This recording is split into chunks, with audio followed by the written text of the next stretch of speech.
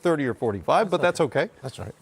I'm good. Are we good? Can we move on? And somebody else said they like your tie. I didn't say that, but somebody else did. That was Coach me. Vogel. I know. He's got a nice tie on. It was Coach Vogel. It was very nice of him. It's working out well.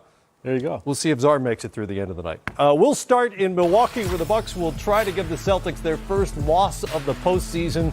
Boston is the last unbeaten left, leading all playoff teams in three-point shooting and defensive rating so far, and tied with the Raptors for fewest points allowed. Brad Stevens says today he's enjoying the fruits of veteran leadership. Well, I don't think you can overstate that. Those guys have been there, done that for a long time. And even though Gordon hasn't played as many playoff games, he's still always been really good on the road. And Kyrie's obviously, been there, done that at the highest level in the NBA over and over and over. But I think that, again, you learn from some of the things you did last year from just what's coming and being able to stay in the moment and making sure you're just focused on what's next. Well, guys, it was easy to be skeptical of some of those defensive numbers from the first round against an Indiana team that isn't particularly explosive without Victor Oladipo. But Boston's D was clearly ready to move up in class in Game 1, especially when it came to walling off Giannis Antetokounmpo, who is the linchpin of one of the best offenses in the league. Well, I know that we heard over and over again how many people they sent at Giannis, but it starts with one guy willing to take the challenge, and that was Al Horford, who really stepped up and did a yeoman's job on him in trying to keep him in front of him. All right.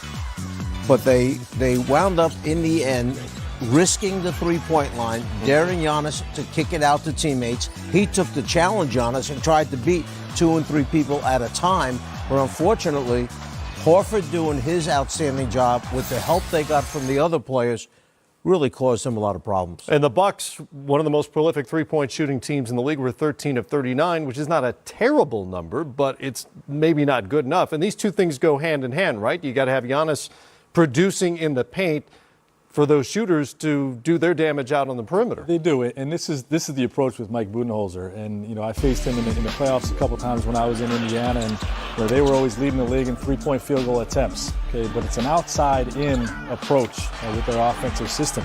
Okay, they shoot the three to give space to drivers. Okay, and back then for me it was Jeff Teague getting in the lane and creating havoc. But Giannis is an MVP candidate because of the three-point shooting support system they put around him. So, you definitely have to do what Boston did. They executed a defensive masterpiece in terms of showing him a crowd every time he ducked his head and tried to get into the lane, and they're up 1-0 as a result. Meanwhile, offensively, Boston was really good. They haven't always been a great offensive team this season. Playoff Kyrie is apparently a thing now, and he had 26-7 boards, tied his postseason career high with 11 assists. In fact, it's just the fourth time in his playoff career he's had double-digit assists. Yeah, well, their whole team played with a great pace and rhythm offensively. And, they played with a create for each other type of mindset. They had 25 assists, 11 turnovers. And, they really, while they were executing their defensive game plan, they controlled the game with good offense. Because if you get into bad offensive possessions against the Bucks, they start running, Giannis gets in the open court, the transition threes start raining, and then you're in trouble. Well, you touched on Al Horford, who was so good on both ends of the floor. He doesn't get a lot of attention. He's a fairly quiet guy, but obviously a great team player. How valuable is he to this Boston team, no matter how far it ends up going?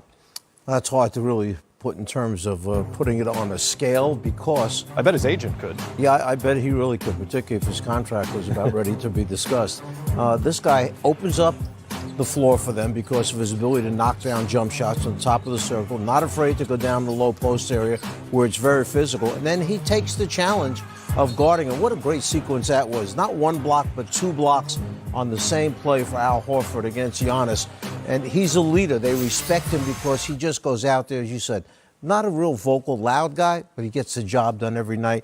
And they respect him for that. Boston also got 19 points out of Jaylen Brown, who hit 3 out of his 7 three-point attempts. And you guys know, over the course of the season, he was kind of caught in that log jam of wings they have in Boston. How many minutes is he going to get?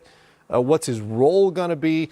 But if they get this Jaylen Brown moving forward, the Celtics are going to be really tough to beat. Right, but what makes Boston special and gives them a great chance to come out of the East this year and to win this series is it's going to be a different guy every night. You know, one night Jason Tatum had 4 points the other night. Right. Okay, and it's Jaylen Brown and Al Horford stepping up. And two nights later, it may be Gordon Hayward and Marcus Morris. You just don't know who's gonna hit you.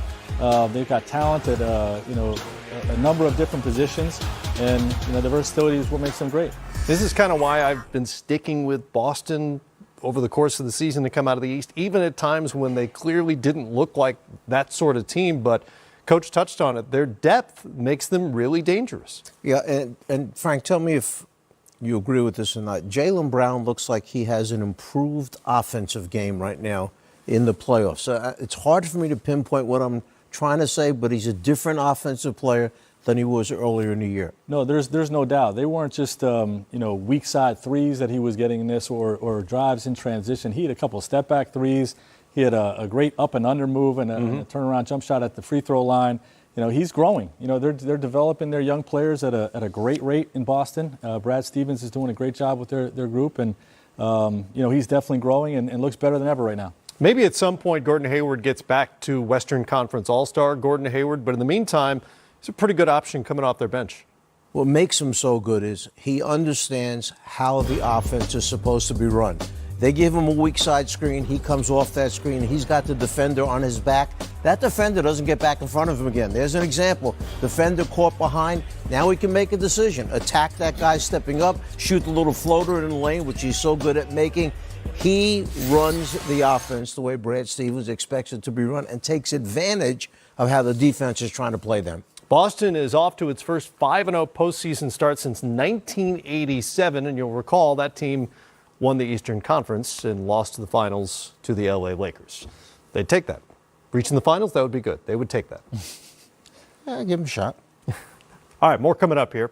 Chances are you've learned a lot about landing zones over the past couple of days. When we come back, we'll learn how all the officials